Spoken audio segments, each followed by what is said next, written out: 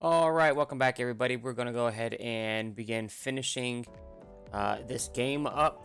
And I want to start off the video by saying first that I really believe that my video is more of a supplement to the actual curriculum that Unity is giving for this specific portion, which is detecting collisions in collectibles, displaying score and text, and building the game. There's so much good information that I will not cover because, once again, mine's more of a supplement, things I've learned while doing it.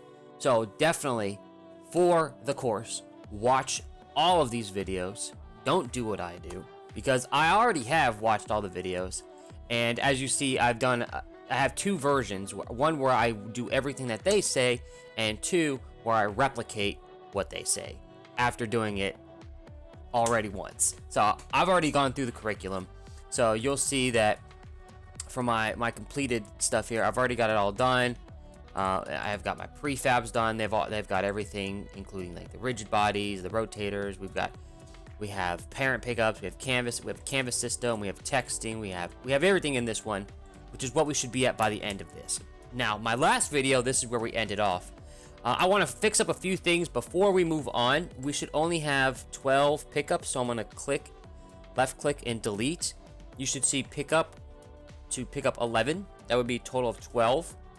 And our code's going to reflect that when we do this. Another thing is that we are going to want to insert a game object here. We're going to call this pickup parent. And what we're going to do is we're just going to put this up here. And we're going to put all of these under the parent pickup, which is what we should have done the first time, honestly. We were just a little lazy, I think. We just forgot to do that. And now we are suffering the consequences of having to create a parent for all the walls. Or all the pickups, rather. So, okay, we're good there. We gotta go back to the pickup. So we're supposed to add a rigid body to this, and we're supposed to turn off gravity and use is kinematic, because if we use gravity and I click play, you'll see that all of these things fall straight to the ground, and we don't want that, right? We want them to stay where they are. So turn off the gravity. And we only want them to move based off of transformations that we're giving them, which is what the is kinematic is for. And coming from a physics teacher who has a degree in aerospace engineering, kinematic equations, and understanding what they are and teaching it, I think the simplest way to describe this is, if you want the object to move because of a force, you don't choose is kinematic. If you want it to move because of requirements that you're coding, in terms of like, I want it to move here with these directions and stuff, then you use kinematic equations. Now, the video did explain why I guess she wants to use a rigid body and is kinematic for this reason, mainly for speed and calculations. However, when I dug deeper into that, because I was interested in the why behind it, it seems that the reasoning for it has changed over the years. So we don't need, honestly, to include this in the build, because the updates to Unity have solved this issue. But we're going to do it just because we want to make sure that it's just like what the video says. However, I, once again, don't think it's necessary. Alright, so we're going to go ahead and start with disabling pickups on trigger events. And we're going to add some code to it. Now, the code that we're going to add, I'm just going to go way down here and copy it all. Because once again, you should be watching the video yourself and learning what each line of the code does. However, Control A for Control All, Control V paste, save. Let's remember that there are some things here that are important. Number one, you don't want to see any red underlines. For example, if I delete that, you'll see a red underline show up here. You have to have your colons, right? Make sure everything's spelled correctly. everything has to be spelled correctly for this section, right? So I think for what we've seen here, for what they did, she created a line of code that said private void on trigger enter. When there's a collision with another object, if that other game object has the tag pickup, we're going to set that same object that it just collided with, and we're going to turn it off. Now, if we go back to our build, we're going to click start, and we click play,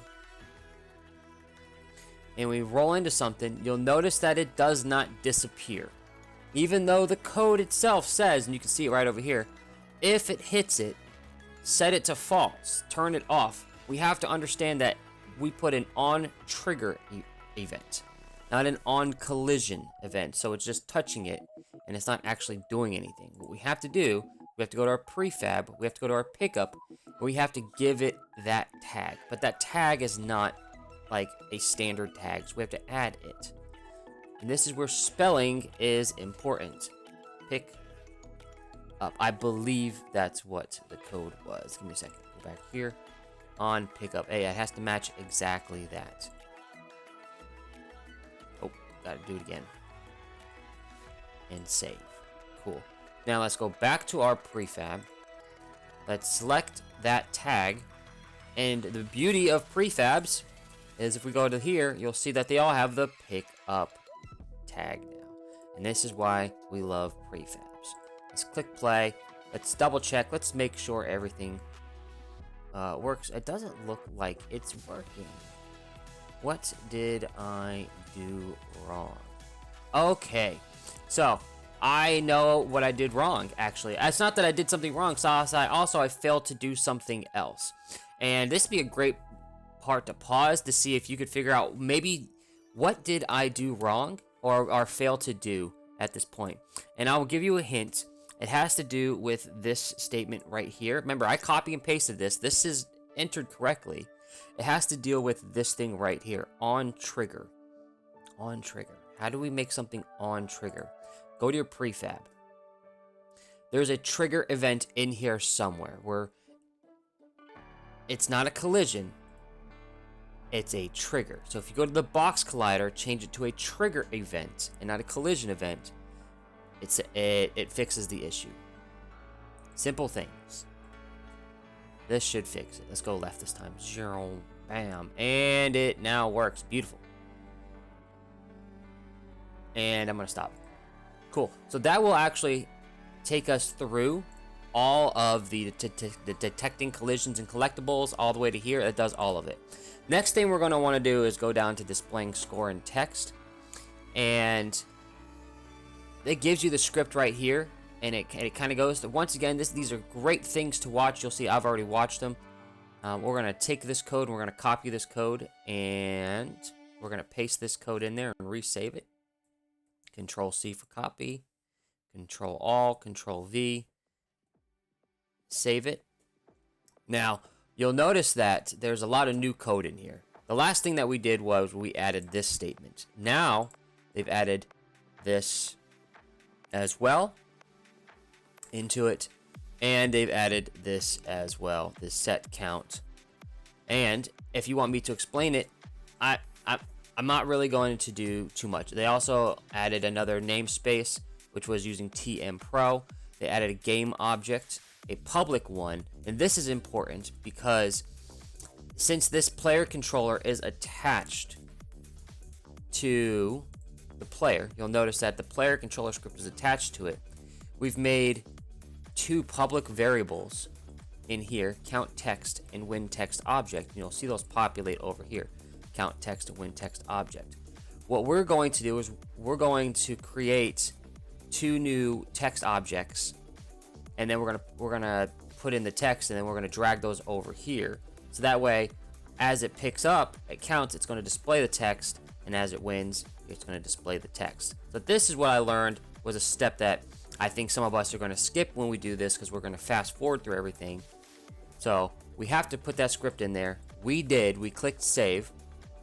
Once again, if you want to understand the code, which is important because you're going to be certifying in this. That's the whole goal of this, right? Watch these videos, type along with her, listen to what she says. She does an amazing job at explaining things. And I'm not going to take that from her. I think those are good videos and they need those to be watched. But we're going to go ahead and do what I've learned. We're going to right click and we're going to do UI and Text Mesh Pro. We're going to import TMP Essentials. Exit out. Now remember what we called them. We called it count text and win text object. So this one we're going to call count text. And then we're going to do another one.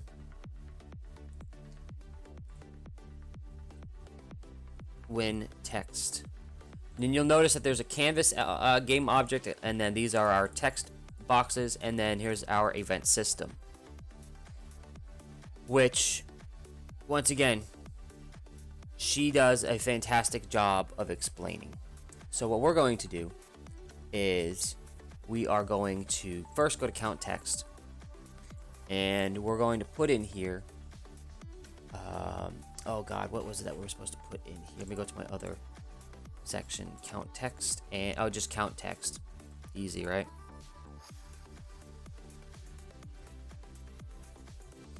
Up here, left click it. Now, what? Actually, I'm moving too fast. I put that under go to count text. I don't even see it on my screen here. If I click gizmos, you'll see that. Now I press Alt and kind of zoom around. It kind of, all my gizmos are kind of gone, but if I zoom out, you'll notice, look at that. It's all right there. If I put on gizmos, it shows up too, right? So remember, click cursor in here, press F, and it displays. I want to use the 2D view at this point. Turn on my gizmos. I want to see this because I want to see my entire screen. Look at that. Look how big my view screen is up here. First off, let's edit the count text. Click on this. Hold Shift and Alt. And then click this one up here. Boom. And we're going to offset it by 10 and -10. That gets our count text up here. We're going to go to our win text, and we have some features that we're actually going to put in here. I think this says you win. Yeah, you win.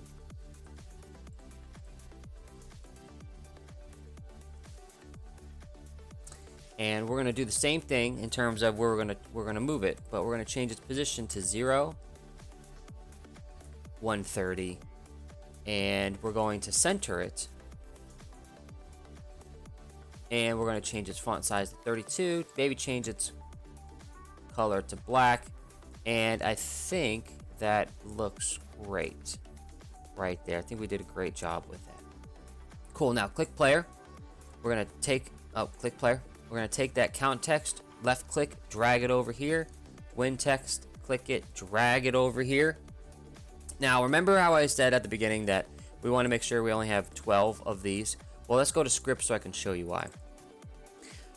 You'll see that there's a line of code that says if the count is greater than or equal to 12, then it sets the win text object to true, means this activates the win text object, which we just put over here.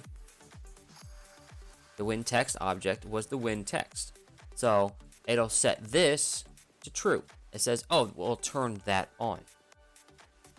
Let's click play just to see if it works. Maybe just a double check, right? You see count is up here, and every time it touches something, it increases count. And as it goes around, and once it hits 12, you win. And our game is basically done at this point. And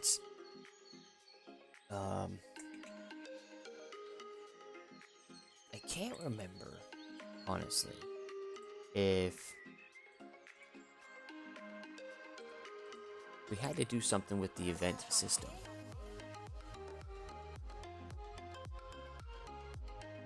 Yeah, there's something over here about standalone input. I don't remember. But for now, we're just going to skip that because the game works. and we're looking good. I want to go in. I want to zoom back in on the player.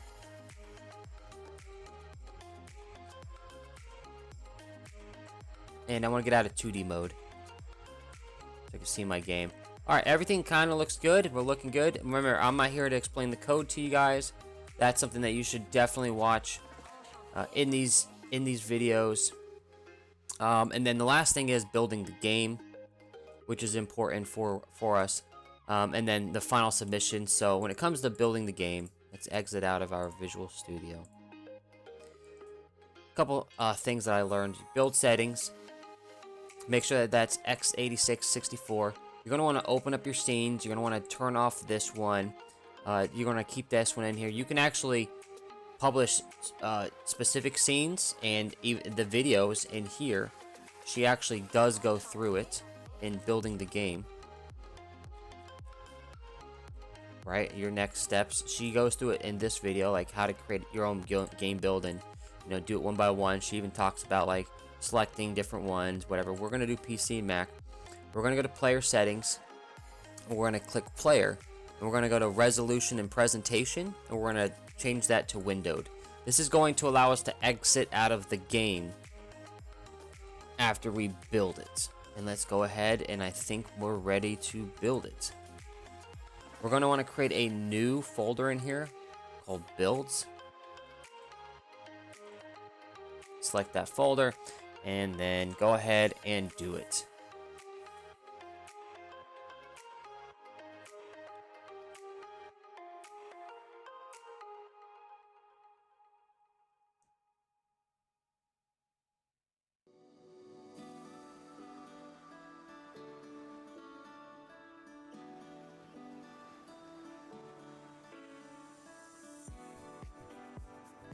Cool. Double click. Made with Unity, standalone executable file, and now I have a game that I've built and have exported. So you guys can go ahead and start editing this to your desire. You can do more with this. Some ideas were like create a maze, create multiple levels with the maze, put a timer on.